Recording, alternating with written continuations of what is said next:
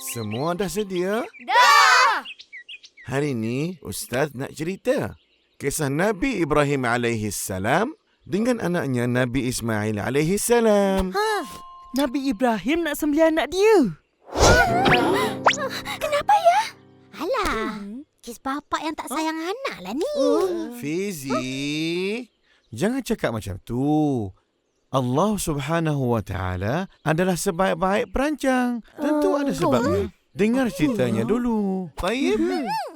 Kawan-kawan, mari dengar sama-sama. Jom, Ha. mana tahu kita dapat pelajari sesuatu. Nabi Ismail alaihi salatu wassalam adalah anak pertama Nabi Ibrahim alaihi salatu wassalam. Sewaktu Nabi Ismail mencapai usia remajanya, Nabi Ibrahim bermimpi bahawa dia harus menyembelih Ismail, anaknya. Ya Allah. Mimpi je. Tak payah nak buat. Tapi, mimpi seorang Nabi bagaikan turunnya wahyu Tuhan. Jadi... Ustaz, jadi mestilah Nabi Ibrahim buat. Itu kan perintah Allah Subhanahu Wa Taala. Betul kata Upin. Nabi Ibrahim alaihi salatu wassalam akur dengan perintah Allah Subhanahu wa Ta'ala. Tapi itu kan anaknya. Sedih banget. Iya. Nabi Ibrahim alaihi salatu wassalam sangat sedih dengan ujian yang amat berat ini. Kerana Nabi Ibrahim tidak mempunyai anak sehingga usianya lebih kurang 86 tahun. Tapi sebagai seorang Nabi, pesuruh Allah Subhanahu wa Ta'ala dan pembawa agamanya, Nabi Ibrahim menempatkan cintanya kepada Allah di atas cintanya kepada anak, isteri dan lain-lain. Jadi, dia tetap akan sembelih anaknya Nabi Ismail alaihi salatu wassalam sebagai kurban sesuai dengan perintah Allah Subhanahu wa Ta'ala. Lepas tu apa jadi? Nabi Ibrahim pun bagi tahu Nabi Ismail tentang mimpi dan perintah tersebut. Nabi Ismail terus bersetuju. Tanpa sebarang alasan. Benar. Malah Nabi Ismail berkata kepada ayahandanya, "Wahai ayahanda, jalankanlah apa yang diperintahkan kepadamu. Insya-Allah, ayahanda akan mendapati daku dari orang-orang yang sabar dan patuh pada perintah Allah Subhanahu wa Ta'ala." Berani ya Nabi Ismail. Ya. Tapi Iblis laknatullahi alaih tidak suka tengok ketaatan mereka. Iblis cuba menghasut Nabi Ibrahim alaihi salatu wassalam,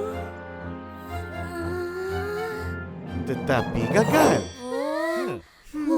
Dia cuba pula menghasut Siti Hajar alaihi salam. Gagal juga. Iseng, Siti Hajar tu siapa? Ibu Nabi Ismail. Ibu Nabi Ismail. Kedua tangan dan kaki Nabi Ismail diikat. Kemudian dia dibaringkan di atas lantai, sudah sedia untuk dikorbankan.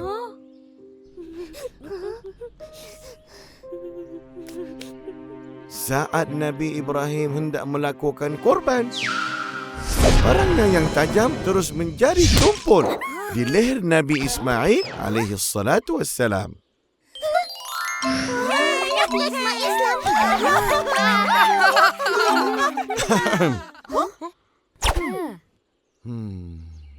Kejadian itu merupakan satu mukjizat dari Allah Subhanahu wa Ta'ala untuk menguji ketaatan dan keimanan Nabi Ibrahim alaihi salatu wassalam dan Nabi Ismail alaihi salatu wassalam. Akhirnya mereka lulus dalam ujian yang sangat berat itu. Allah Subhanahu wa Ta'ala memerintahkan Nabi Ibrahim menyembelih seekor kambing sebagai tebusan ganti nyawa Nabi Ismail yang telah diselamatkan itu. Dan inilah asal permulaan sunnah berkorban yang dilakukan oleh umat Islam pada tiap hari raya Aidul Adha. Peristiwa ini menunjukkan jika kita mengikut perintah Allah Subhanahu wa Ta'ala, kita pasti akan mendapat ganjarannya. Kerana manusia yang paling mulia di sisi Allah Subhanahu wa taala adalah yang bersifat takwa. Anak-anak, contohilah Nabi Ibrahim alaihi salam dan Nabi Ismail alaihi salatu wassalam yang tetap taat menjalankan perintah Allah Subhanahu wa taala walaupun berat. Kerana banyak nikmat yang Allah Subhanahu wa taala sediakan untuk orang-orang yang taat. Allah Subhanahu wa taala berfirman dalam surah An-Nisa ayat 69. A'udzu billahi minasy syaithanir rajim. ومن يطع الله والرسول فأولئك مع الذين أنعم الله عليهم من النبيين والصديقين والشهداء والصالحين وحسن أولئك رفيقا. Allahu Akbar.